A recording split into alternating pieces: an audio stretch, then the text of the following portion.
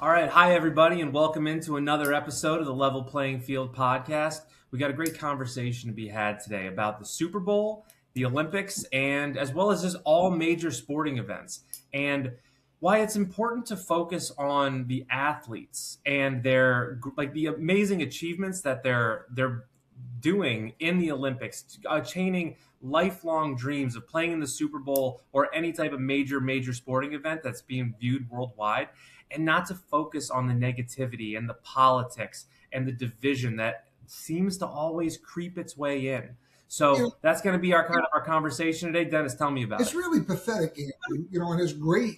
We 3 months ago when we found out about this halftime show for the Super Bowl, we started speaking out against it. And over 7 million men and women turned the televisions off at halftime and didn't turn it back on. They lost 7 million viewers, right? So and all they have to do is respect the tradition of football, and then if you want to shift over to the Olympics, Andrew, the Italians were very upset that this beautiful singer, Mariah Carey, she sings gospel. She should have been singing at the Super Bowl, that girl. So Mm-hmm. the Oh yeah. Italians are upset that they didn't have an Italian singer for the opening ceremonies at the Winter Olympics, and I feel for them because Mm-hmm. you can't compare Bad Bunny to Mariah Carey, Mm-hmm. but you can, the powers that be, the powers that be have to respect the fans, the athletes, and the country that they're in. Right? We're in America. We want an American singer. We don't want a Spanish singer at a Super Mm-hmm. Bowl, right? In Italy at the Olympics, the Italians they want an Italian singer in Italy. So it's a matter, Andrew, of the powers that be have really lost it, and they don't have any respect for the common citizens and athletes in the sports world. And if you look back to the Summer Olympics, it was the same story. I mean, they had some transgender singers singing and mocking our Lord and Savior with a Last Supper. I mean, in France, and the last thing I remember, the last thing that I know about France is it's still a Christian country. You understand? It's still a Christian Mm-hmm. democracy, and all of the people watching were so appalled. It was the worst viewership of the Summer Olympics in modern history. So here we have the worst viewership, and I think it's great. I think it's beautiful that people stood up and said, "No, we're in America. We want an American singer." You understand? For the Super Bowl. No, we're in Italy. We want an Italian singer in Italy. No, we're watching the Summer Olympics. We don't want to see somebody mocking Jesus and mocking the Last Supper, let Mm-hmm. alone transgender singers doing it. Andrew, do you understand? What? Yeah, I think that's a great point because it's like the Olympics at its core is to showcase the best and brightest of your country, of your countrymen, and even in the opening ceremonies, like when I'm watching the Olympics, I want to see how in past years it was in Beijing and like the Asian nations and then the United States and France. I want to see the difference in your culture. It's like the difference is what makes everything great. If everything was the same, who cares, right? Everything's the same. But that's what makes this world amazing is that there are so many different beautiful cultures and beautiful people that are so talented all around the world. And it's more about the the showcasing of those talents. Don't prop up your countrymen, prop up everyone who is in your circles and wants to showcase your country. Don't bring down the rest of the world. Don't put down people that you don't agree with. That's not what it's for. We do that every day. You want to turn on the news, you can see all the bad news that you want every single day. This is an opportunity for the entire world to come together and realize that we can compete on a, wait for it, level playing field, and realize that we're all the same. And if there's one moment in time, that's the Olympics, where we all sit there and say, these are the height of amateur athletics put forth, and we can prop up the best and brightest in the entire world. And we can go on to talk about how extremely sad it is, because when things like this overshadow not just the Olympics, but the Super Bowl or any major sporting event, it takes away from those athletes and the countless hours and time that they've put into work and to get to the highest level of their sport. Yeah. Hey, quick time out here. Are you subscribed to the channel? It doesn't cost you anything. It's free. Please do it. It helps us bring the content to you that ESPN won't cover. You guys are great. Okay, back to the show. It makes you want to cry, Andrew. It does. You're looking at, and that's the problem with these people that are organizing the Olympics, right?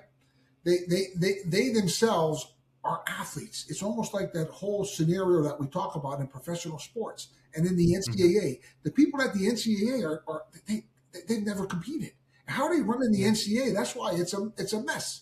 We call it the National Chaotic Athletic Association. And then you throw that into the NFL and you go, whoa, what the heck is going on with the NFL? How could they have these rule changes? How do they have a Spanish singer singing at the Super Bowl? Like, oh my! And then you flip over here to the Olympic Committee and you say, well, they had this absurd musical event that shocked the world, and the world's still mad about it. And I'm still mad about it. Do you understand? Had the worst viewership. Now you shift over, and here they are. They're banning the Russian athletes. They're banning athletes, right? I know that they for the World Cup they didn't let the Iranian athletes compete. And look, it's really, really pathetic that they're doing that. I mean, two of my dear friends are Mark and Mike Lieberman, man. You might not know the name, but man, in the wrestling world, everybody knows the Lieberman brothers. Lehigh grads, national champs, all ready to go in the 1980 Olympics, right? So okay, same thing. They boycotted. They boycotted the 1980 Olympics. So then Russia was boycotted for the 1984 Olympics. And now here we are. The Russians are being banned from this current Winter Olympics. You understand? They didn't compete in the Summer Olympics either. So what it is, it's become a situation where the politicians and these powers that be that are controlling the television. NBC's the worst, and for them to use their political platform of man, look, war is wrong, period, exclamation point. War is the worst. Christ says this: live by the sword, die by the sword. That's America. That's all the way. That's China. That's all of them. That's Israel. That's Russia. That's all of them. Live by the sword, die by the sword. War is wrong, period, exclamation point. But to put war in the Olympics, Andrew, is really, really terrible. You're hurting guys like the Lieberman brothers. You're hurting people that have trained their entire lives. Look, this is where their ignorance comes in. This is a once in a lifetime for these athletes, right? And for their families and for their countries that they want to represent. The Olympics have been going, it's the longest organized athletic event in world history, right? This goes back to the Assyrians and the Greek Empire and the Roman Empire and all. I mean, this is such a great event. And how, in God's name, are these powers that be, okay, banning athletes and using this as a political platform? Going back, look, World War I, it was used. World War II, it was used, and then this whole Palestinian-Israeli thing blew up in 1972 Olympics, and who knows what happened? The Western countries in Israel says, oh, it was so and so, and then the Eastern world says, no, they had nothing to do with it. It was a prop by Israel. You understand? So it shouldn't be. That's the whole point. It just shouldn't be, Andrew. And it's pathetic that I don't care whether it's American athletes or Zimbabwe athletes, in Africa. I don't care who it is. It should not be a political showing when it comes to competing because of the beauty of athletics, because of the history of athletics. It's pathetic that the Olympic Committee is letting that happen, Andrew. Yeah, and it takes away from the true nature of amateur athletics. That's the best part of it, right? And I remember like when I first, like as a kid, first like truly understanding the Olympics and understanding 4 years, like when you first understand like how much time 4 years is and how much time that changes in like the human lifespan, and having someone who's 16 years old, the hot new guy on the block in whatever sport it is, but they're like fighting to be like the new guy on the team, and they get to the Olympics. That is a humongous honor to be in the Olympics. And then they come back at 20, and now you're in your prime. 20, 24, you're in your prime, and then you go 28, 32. And if you miss one of those windows because of something you have no control over, I mean, you want to talk about like a depression, like a depressive state where you can't even, like, you have no control over your ability to compete at the highest level and earn something, because there is a massive difference between 24 and 32 and 32. That 8-year window, you missed your prime, and you're never going to get it back. Normally, it's a four-year window. It's so competitive, Yep. especially in America. If you make one Olympic team in America, Yep. wow, you're really special. You know what I'm saying to you? And in a Yep. lot of other countries, and depending upon the sports, God, and by the way, I want to say the greatest thing that happened in the Olympics this year was a 41-year-old woman winning the gold medal. God bless her. Yes. That's such a Yes. Amazing. Actually amazing. What that says for her and for women in general. Man, here's a beautiful 41-year-old mother, wife, sacrificing and winning a gold medal. Wow, that should get all the women fired up. Get in shape, man. Go get it. I mean, God bless them. That's it. Well, I mean, but that's the whole point of the Olympics, right? It's to raise up. It's to have something to aspire to, have something to shoot for.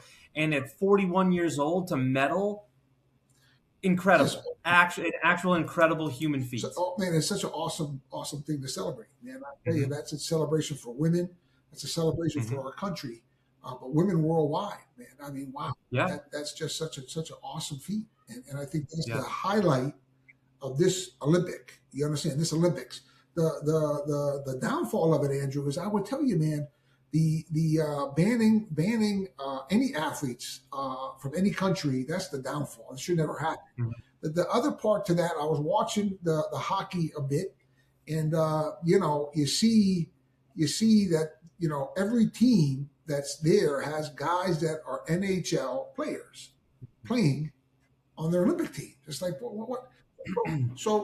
So getting back to one of our big arguments that we've made on our podcast is, when are we going to let 18 and 19-year-olds have a chance?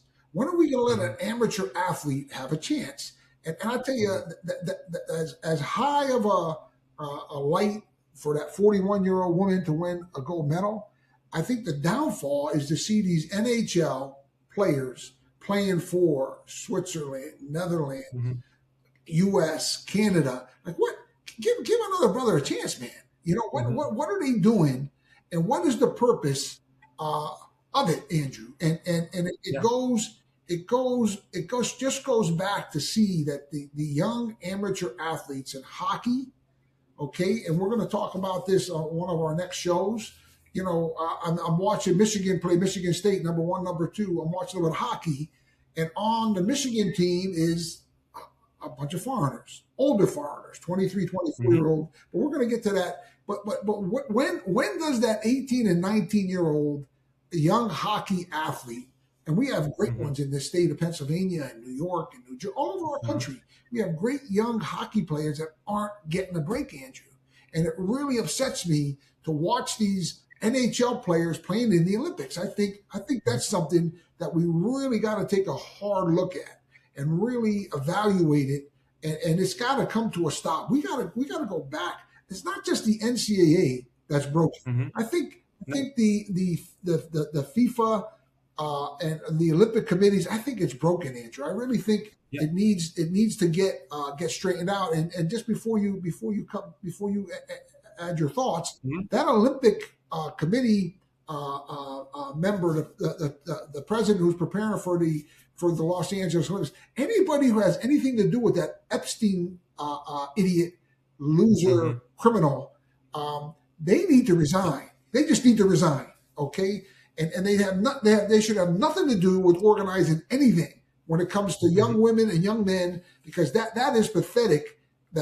that he has any way, shape, or form association with that particular individual. He needs to go, like now. He needs Hmm. to resign, like a lot of those other men and that were involved are all resigning from their positions in the government, in their companies and the like. And, Hmm. and, and I Yeah. think that guy needs to go, like now. But go ahead, Yeah. Andrew. Oh, agreed. Absolutely agreed. Well, So the point, what was I going to say? What were we talking about? Before that, I forget now. I just lost my part. we were talking Oh, about the 41-year-old yes. Olympic, So okay, the college and then the kids. worst case was the So NHL guys yeah, I in the think Olympics. wouldn't it be so much fun? Wouldn't it be so much fun to have a team, an actual team, like a Team USA, where you don't know all the kids on the team?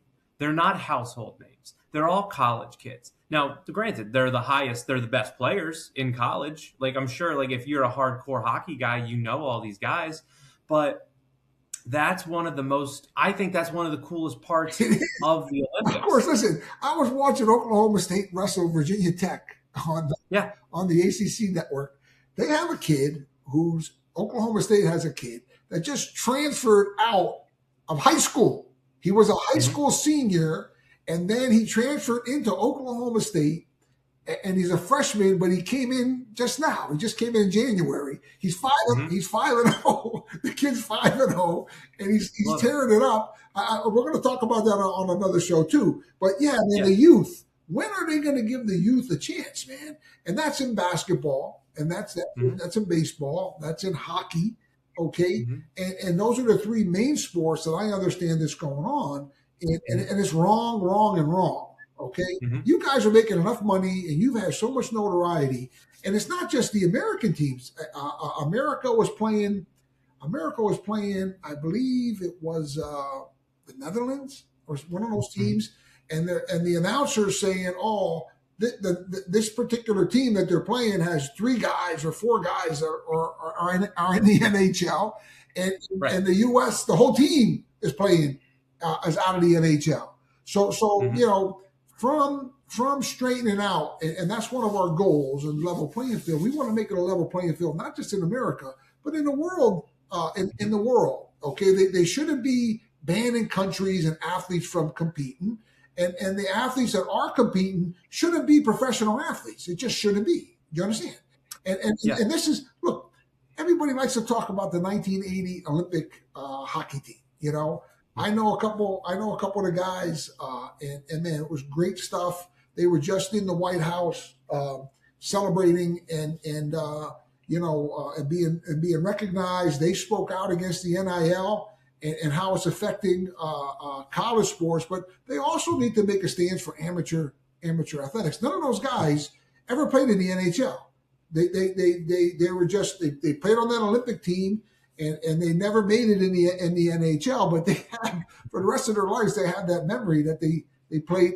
Well, that's a great point. That's a great point. It's like you can ride that so far in your life. You were a part of something so big and so important that now professional sports is a whole nother ball game. We all know that. But if you're able to be a part of a team, true team that achieves something great, that raises your stock for the rest of your life. And now you're associated with something so amazing. And I think what I was saying there was like, I love the Olympics. I think everyone does. Is that when you turn on NBC, when you turn on the channel and you see the Olympics and you see, figure skating or curling or the biathlon or something that you have no idea about this sport for 90% of the 4 years. There's a 2 week window where everyone in the world cares about ice luge. That's it. There's 2 weeks. But those I don't people, know about everybody. I don't. You know what I'm saying? yeah, Like well, I don't the know. curling stuff is like, whoa, what is this? I know the curling is amazing. It's actually amazing to watch. But that's a whole world out there. Those people have dedicated their entire lives to curling. It's crazy. That's amazing, and this is their moment to It's shine. crazy. So let them shine. Let it focus on them, and this is their absolute dream moment to achieve like the unheard of success of a gold medal and to represent your country. So when you're talking about the hockey in sports where people do care about it all the time, when it's basketball and hockey and track and field and all that kind of stuff, like that's those sports that people kind of like follow throughout the years.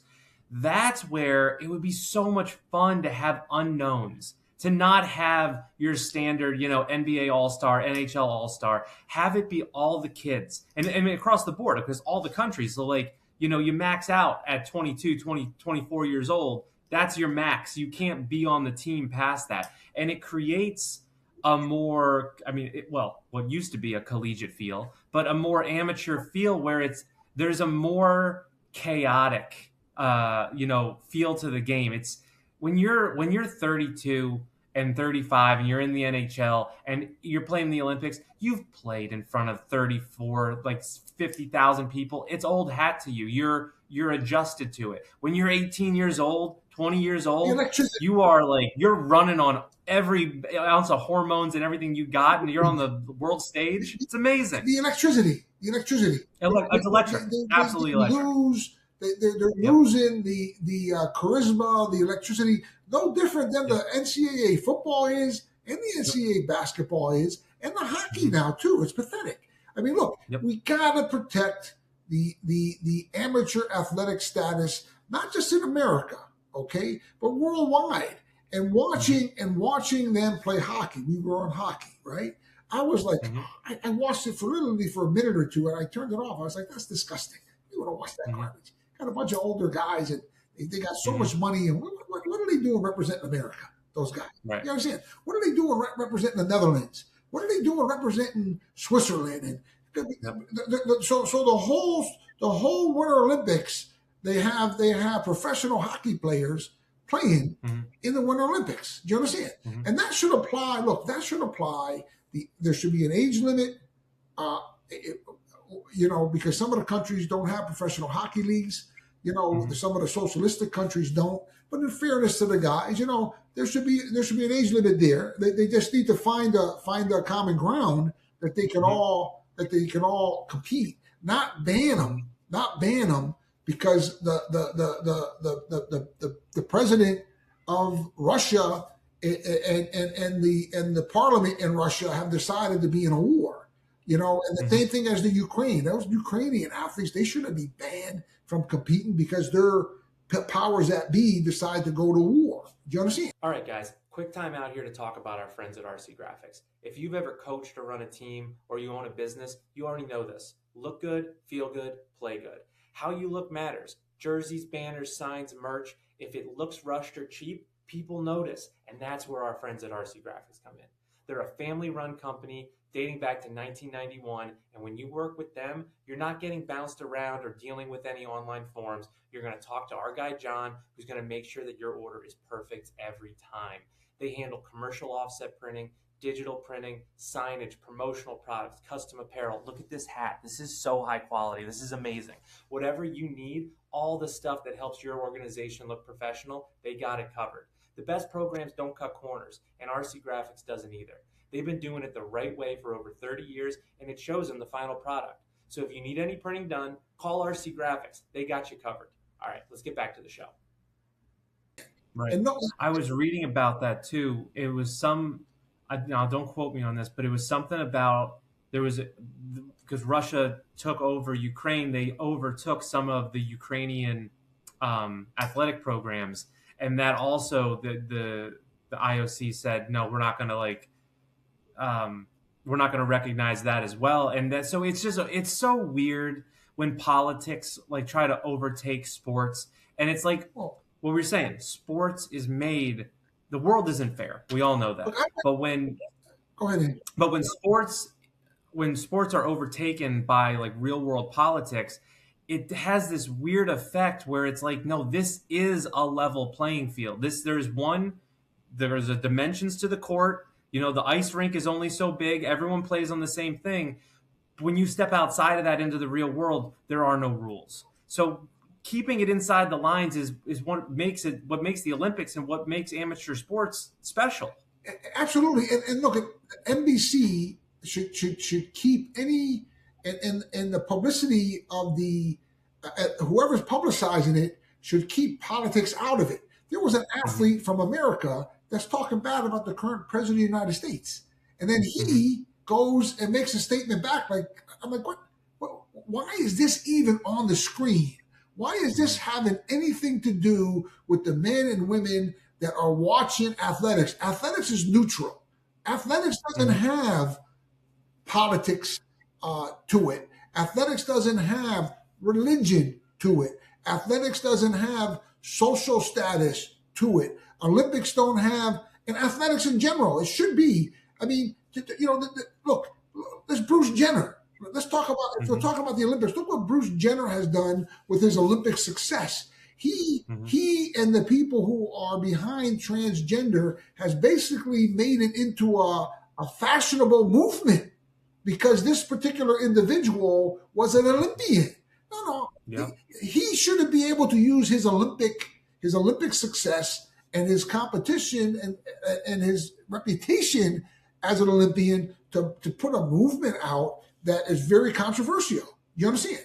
But the television stations who particularly like that particular movement, they're all over him.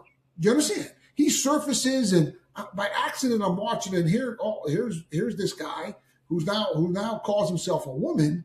But look, in God's eyes, and it's been proven, science has proved it, but more importantly, in God's eyes, a man is a man and a woman is a woman. Do you understand? And that's something that's still controversial, but it needs to stay out of athletics. Do you understand, Andrew? And the comments that there's one athlete made about the president, and the president making a comment back, he needs to shut his mouth, and that athlete needs to shut their mouth. Keep it out of athletics, for God's sake. Athletics are something for people to enjoy and for people to participate in. And the powers that be, I don't care if it's Putin, I don't care if it's Trump, I don't care who it is. Do you understand? They got no business stealing and corrupting and blocking those opportunities for those athletes to shine and to have their day, Andrew. And along with the professional athletes, they need to get their you-know-whats out of the Olympic sports. It's pathetic. Look, it's pathetic that they're in there and all the money they have and all the advanced training and technology and medical and you name it, they got it. You understand? So again, the amateur athletic status needs to be brought back, and all of those professional athletes need to get out of there. They need to get the politics out of and out of amateur athletics too. You understand? There should never be one athlete ever banned in any country from competing. Okay, if there's anything athletics do, Andrew, when I wrestled in the Olympics, right? I spoke English, I spoke Arabic. I'm bilingual. I'm trilingual, but I'm bilingual. But the thing is, wrestling is universal. Athletics is universal. There's no language in lacrosse. There's no language in hockey. It's a game, the game's language. You understand? And the men and women who compete, it was really an awesome experience because you forget that. I'm in a tournament. There's what, hundreds of, what is there, 200 countries in the Olympics in 1988. There was like 200 countries competing, right? And all of them spoke so many different languages. But when it came time to wrestle, we spoke the same language. And we had the same respect for each other. Do you understand what I'm saying to you, Andrew? From being a competitor, whoever you're wrestling against, you're like, I wrestled the Russians, I wrestled the Bulgarians, I wrestled with the Romanians, you name them, I was wrestling with them. You understand? Mhm. And we all had this common and awesome respect for each other because we were athletes. We're speaking the same language. We didn't care if the countries were at war. At that time, Russia was at war against Afghanistan, and there was stuff going on in Pakistan. But look, that had nothing to do with us competing. You understand? And that is the tragedy. The tragedy. I mean, the beauty of it is that 41-year-old won a gold medal. That's awesome. Mhm. I'm so happy for her and for my daughters. I told my daughters, I said, hey, maybe you guys still got something in you, man. You're going to compete. Mhm. Let's get those rowing gear out. Let's get that pole vault out. Let's get, your Mhm. volleyballs out. 41 years old. Wow. And then you look at the bad things, the poor Russian athletes being banned, Mhm. Andrew. You want to cry. You understand? Yeah. See these controversial things going on where athletes are taking shots at the President of the United States and the President of the United States is taking shots back. I mean, that just shouldn't be. And you see these grown men that are millionaires, have everything at their fingertips, competing in the Olympics when we got some poor, some hungry 18, 19-year-old that would give his to compete Mhm. in the Olympics and deserves to compete in the Olympics, but some millionaire hockey player, you understand? In all those Taking a countries, spot. stole their Yep. opportunity. Yep. So when and how do we, get on a level playing field? And that's just going back to the historical competitive guidelines that the Olympic Committee, FIFA, and all of the world has had until recently. I mean, this has all changed in modern times. In the last 3 or 4 Olympics, they've gone to this whole transition of letting NBA players, NHL players, MLB players, Major League Soccer players. I mean, they're all competing in the Olympics, and I think it's really one of the downfalls of the Olympics, Mhm. and I think it needs to change. It really does. Yep. No, that's 100%. It does. It does. And we need to bring back the true nature of amateur sports. So, another great conversation, and one that needs to be had, around the entire world, because I think a lot of people feel the same way. So, I want to thank everybody for listening again. And remember to like and subscribe to the podcast so you can stay up to date on all the different episodes that we have dropping here. And until next time, have a great day.